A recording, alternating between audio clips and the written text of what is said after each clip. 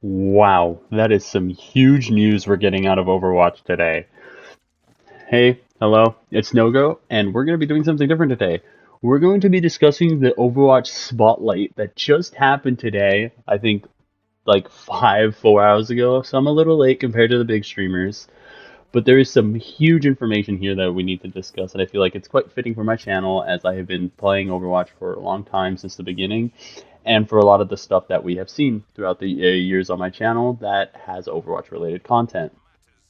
Firstly, we'll be going over the first part of the spotlight that was discussed today. We'll be going from the start to the end. So first, the first thing that was mentioned during the spotlight was the Reign of Talent cinematic trailer.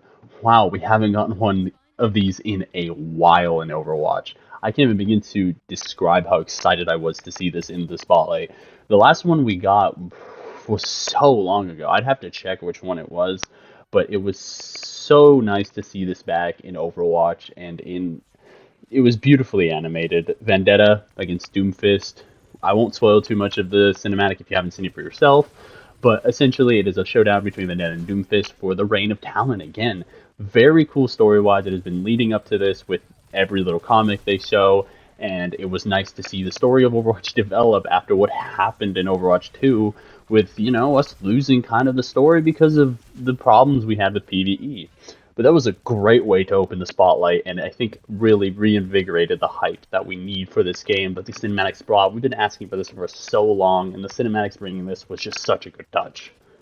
And in the cinematic, we even had a possible occasion just like League, with Doom being completely thrown off of a cliff. We don't know his whereabouts now. I mean, we can assume he's not dead. You know when it's like in movies. If you don't see the body, he's not dead. But I find it so funny, and I really, really hope that this is like, we have something that League, which I heard that a character died and they were disabled for the start of the season. That would be really cool, a cool touch until he comes back in the story. And I feel like that would be a great opportunity to join the lore with the game in a way that doesn't harm it too much. I mean, no one cares about Doom players. Sorry, Doom. Next up, we have the exciting announcement that we are going to revert seasons into Season 1, and we're going to have 6 seasons through the year, which each of them telling a whole new story individually, which I think is a really cool touch. Again, joining lore with what Overwatch is in its gameplay, and I feel like it's just what should have been done originally. It connects the story to the game in a way that isn't forced like the PvE was. And along with that, it allows for the players to connect to the lore better, which is said by Aaron Keller in the Spotlight event. But yeah, I think it's a really good idea to do this, and I guess I'll mention this now, that Overwatch is dropping the 2. There's no more 2. It's just Overwatch, and we're going back, because, I mean, I think a lot of people agree with this. Overwatch 2 had no real standing. It was just Overwatch, but not even that different. So them dropping to 2, I feel like shows their commitment to making this game better and to what the fans really want to see. Next up on the chopping block of things that were discussed on the Spotlight, we have 10, yes, you heard me right, 10 new heroes for Overwatch. That is an absurd amount, but calm down, we're only getting 5. Wow, so little next season. 5 new heroes, with the other 5 coming every new season, so that's around every 2 months. This is rivaling Marvel Rivals in hero release schedule, which is really exciting. And as I saw Flats, I think, post on Twitter, competition makes games better. Competition is good for a gaming space. So these heroes look really exciting, and we're gonna go into each of them, discussing their abilities and how I think they'll fit into like meta comps or just the game in general. First up, we have the new hero, Domina, who seems to take on a very similar role to the hero Sigma, a poke tank as described by the Overwatch Spotlight, which is really interesting to know, because another poke tank, purely poke, has not been in the game since Sigma's release. So this existing is really good for a competitive environment like Overwatch. 2 poke tanks which can interswap with each other is a very interesting concept. And I think as long as she's strong, and Sigma is also strong, that just makes for a healthy gaming environment. Let's discuss her abilities. So firstly, we have her weapon, called the Photon Magnum, which seems to be a mix of like a SEM gun with like a long projectile, and they said this is the longest beam in the game. So That probably includes all Zarya beams, your Sem beams, your Echo beams. So this is at the very least, I think, larger than 15 meters, with its last burst fire being stronger than that. Next up, we have her barrier array, which creates a segmented barrier, which, if you see this thing in gameplay, looks super interesting. And it is basically a barrier similar to Sigma's, but bigger, and you can shoot at specific parts to break it individually, which is very, very cool. And I feel like that will make some interesting plays for the hero around corners, or just as a more versatile shielding option for the tank role. Then her two other abilities, I'm going to group them together because they're like her, I'd say, like ult charge abilities and her like CC ability. One of them is called Sonic Repulsors. She's pushing back anyone that gets near her. So she kind of has a small boop, which again kind of mirrors Sigma's Rock in my opinion. She has a way to get someone off of them. And then the other one is Crystal Charge, which just seems like an explosive crystal, and it heals you due to her passive, which just doing damage with your abilities restores shield, and this is pretty much the only ability that does damage. I think the boop does damage too, but it's still very, very interesting. Her perks have also been released and talked about, so we're going to have to see how those come into play. You can see them on screen. I'm not going to discuss them too heavily because we don't know how the hero works completely yet, but you can see them on screen and you can debate on what they do. And lastly, we have our ultimate, which is called Panopticon, which seems to be that you lock the enemy players inside of a one-way shield and then explodes afterwards. They said it could be deadly, so I'm assuming this is going to do decent damage, but this is a very interesting hero to look at and a very interesting ult that seems to function kind of like an anti-grenade, but for literally everything. But I don't know if it blocks shots or not, but this is just how it seems to be worded. So we'll see. She looks very, very strong. I think she's going to take Sigma's spot for a little while as long as she's busted. But if she isn't and balanced on release, I can see her being really interchangeable with Sigma, which is really cool and really balanced, just choosing your playstyle. Next up, we have a new DPS hero called Emre, who seems to function very similarly to Soldier, just a lot faster pace, which makes you see how much Overwatch has changed. He has a burst rifle, and he doesn't lose speed when zoomed in.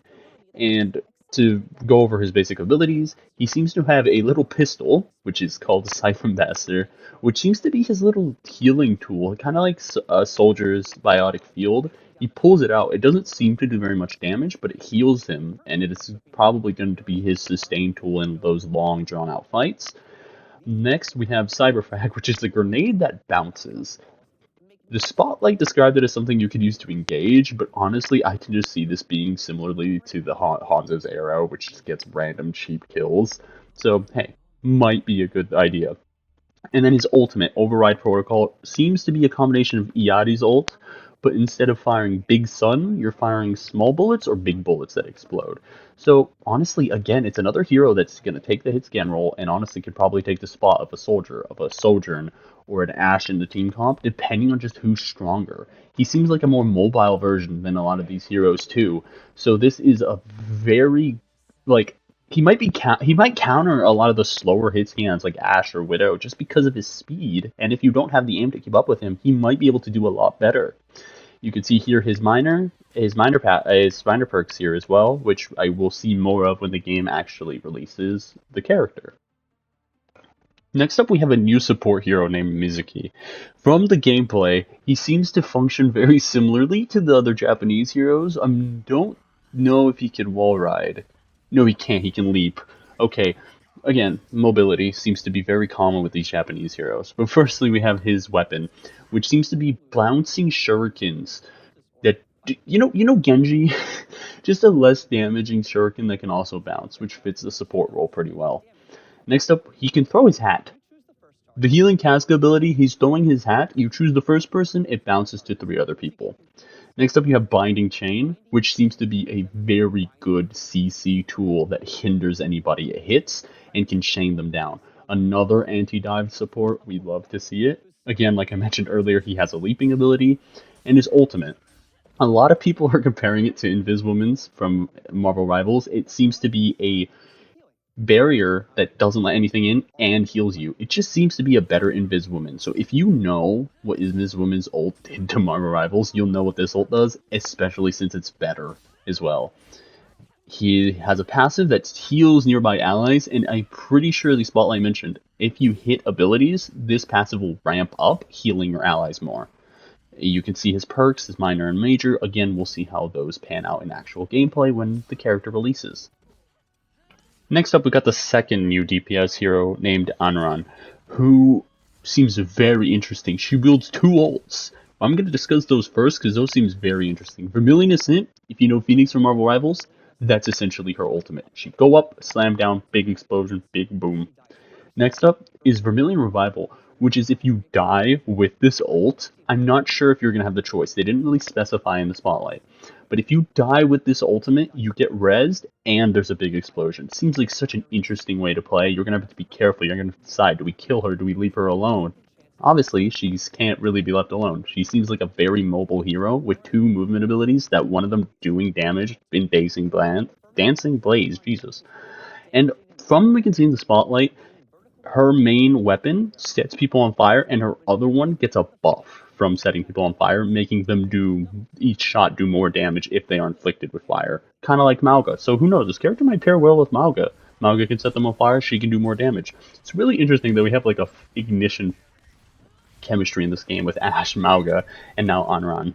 You can see her perks here, same thing as the other characters. The next hero. This hero's been teased for a while. Jetpack Cat. I can't believe he's finally making it into the game. But what a welcome addition he's going to be. How cute he looks. He seems to be... honestly, the Spotlight did not really give me any insight to how he plays. So I'm reading his abilities again, and it seems like he's going to be a character that just hovers over you and heals and is going to be a pain in the ass to kill. But he can permanently fly, his ult is slamming down and stealing the enemy, and he can steal his own teammates. I wonder if that's going to work like Lifeweaver, where a lot of people had a lot of complaints at the start with Lifeweaver's trolling, but it ended up actually becoming quite a useful ability. I mean, maybe he can take people out of grab like Lifeweaver. He may take a role like Lifeweaver, which is really interesting to think about, which is interesting to have a character in the same realm as Lifeweaver of all characters in the game, right? Again, you can see his perks here, but I'm just really interested to see him. He seems like such a unique character, and he's, again, one of the oddball characters that, honestly, Overwatch specializes in. So I'm so glad he's in the game, but I'm so curious how this little furball is going to work, and I think a lot of people probably are too. Now, I'm going to mention the extra things that were discussed in the Spotlight. Most importantly, we're getting hero sub-roles that include sub-passives for that hero. I'll flash them up right now. I'm going to name a few off of memory, like Steadfast. We're getting Ryan's old passive back, which makes him more immune to things like boops. DPS heroes, the flankers, get more HP off of health packs. This is super interesting and makes the game more dynamic. But again, I have to mention a complaint, which I know in a positive video doesn't really fit. This is going to make the game more complicated and less user-friendly for new players. So I'm wondering how they're going to try to bridge that gap, because I feel like players like me who have been playing for a while will adapt really easily, but the new players will have so much to learn with all these passives and a lot of heroes, and I wonder how it'll work.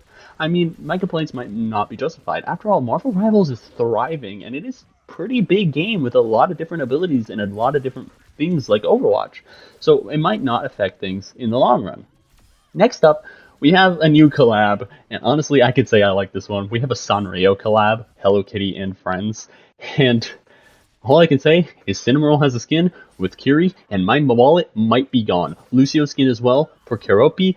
My wallet might be gone, but they look really interesting. The Overwatch devs always do a really good job on collabs. To quickly summarize the other important things that were discussed, we got announcements of various mythic skins like Mercy and Mei, along with the Juno mythic weapon. We're getting back post-match accolades, the best thing in Overwatch 1. We better be seeing those legendary upvotes in Overwatch 2 again. We are also, in this patch, getting revamps to Stadium and a new weapon skin, which looks beautiful, if I might say. Just look at how nice the red looks. It's just absolutely beautiful. We're getting UI changes to the menu. They say it's going to run smoother. Who knows? I hope it does. But just so many changes coming in this new season that I can't even discuss them all with full clarity. We're also getting a map rework for Watchpoint Gibraltar, again, I think this is like the second time we've had Watchpoint Gibraltar reworked, which is just really funny. And of course, along with various esports updates, which I'm sure you can find on various esports channels. I'm not going to discuss esports here, but the Overwatch looks really bright, and we might be back. So thank you for watching my recap on the Spotlight, and I'll see you guys next time. Bye!